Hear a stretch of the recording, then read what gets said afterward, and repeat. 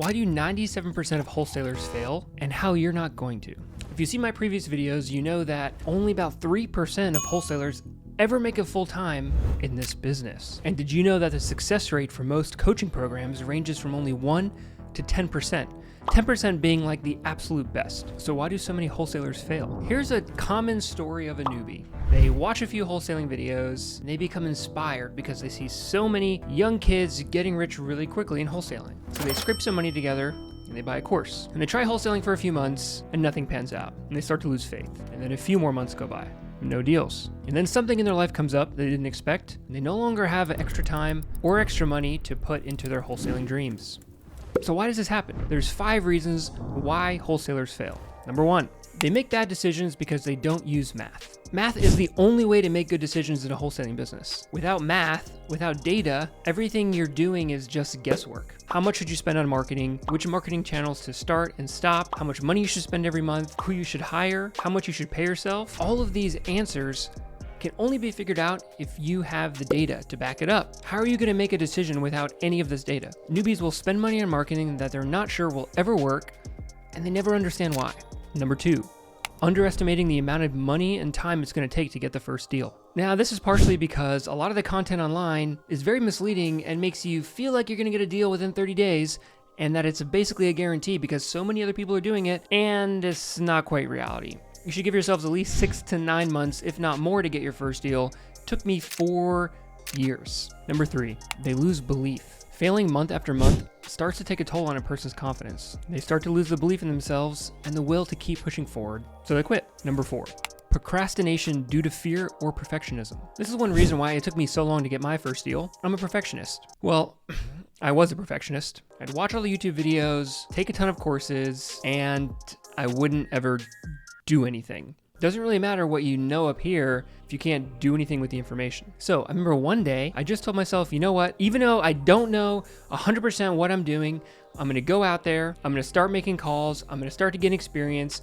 to get out of my comfort zone, and that is the only way that I actually made progress in my business. Once I made that decision in my mind, then I started to have some success in my business. Don't get the analysis paralysis, as they say. It's a real thing, and it's the plague of most newbies. It's okay to be scared. It's the people who are scared and do it anyway are the ones that break through. Okay, number 5, they're in denial about why they want to be a wholesaler in the first place. Some people just buy wholesaling programs because they want to learn, they like to learn, or they want to be in a community, or they just want to be able to call themselves wholesalers. They don't actually care about making money. They just want the status or identity or fellowship that comes with joining a program. There's nothing wrong with that, but those people are much less likely to actually do what it takes to close deals.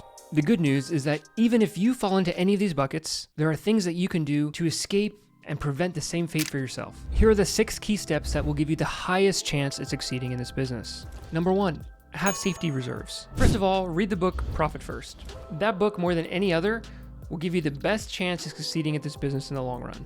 Basically, it helps you determine what percentages of every dollar that you earn you should set aside for different buckets in your business. Now, for safety reserves, this may be the most important. I set aside at least 5% of every dollar that I gross into a bank account that I don't touch. And you have that money there in case you have a few bad months of no income and that you can tap into without going into debt and stressing yourself out. See, wholesaling is a game of money. You need to be able to financially withstand the slow seasons. Now here's a pretty typical year of cash flow in my wholesaling business. There's a lot of months with 0 income. So if you pay yourself all that money, expecting to close a deal, and then it falls apart, you have nothing left, boom, you're out of business. If you never run out of profits, you'll never lose. Number 2, keep your overhead low. This is something I failed at. I spend way too much money on too many people, and I didn't end up paying myself enough and wasted a ton of money. Try low-cost marketing as much as possible. Joint venture deals, cold calling, driving for dollars, scraping Zillow and Craigslist are some ways you can find deals, and that may take you a little extra time, but is going to keep your business afloat when you're running low on funds. Number 3, supplement your income. Unless you're doing multiple deals every single month, being a wholesaler is financially stressful. Have stable income to supplement your wholesaling business as long as you possibly can. This way, if you run into some difficult months or a marketing campaign goes flat for a reason you didn't expect, you still have money to live off of, and you can still hustle and put more time or money into your wholesaling business the next month and the next month and the next month. Number 4, mind your margins. By margins, I mean profit margins. Have strict guidelines for how much you set aside for profit to pay yourself, for overhead, for marketing expenses, for safety reserves, for taxes, and stick to them religiously. Again, you can't go out of business if you never run out of profits. Don't risk all of your hard-earned revenue on a brilliant marketing campaign that, if fails, will completely bankrupt you. Don't do that. Number 5, have a 3-year time horizon.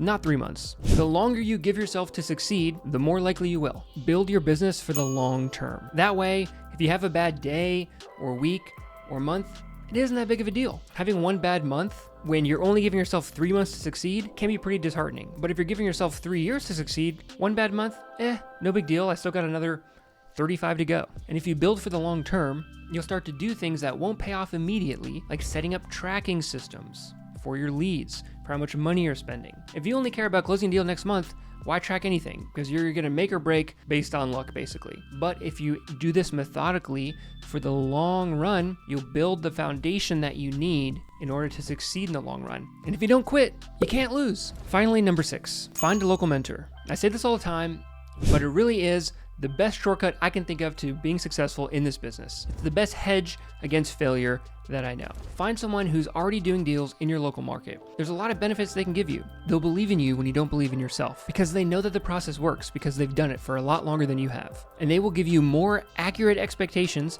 on how much time and money it's actually going to take to get your next deal, specifically in your market, because every market is different. They can answer a lot of specific questions around local laws, contracts, nuances of specific properties that you're not going to find in a generic YouTube video. Speaking of which, there's a lot more questions that you probably have about how this business works that the gurus and top wholesalers never give you a direct answer on. Well, I cover them all in this next video.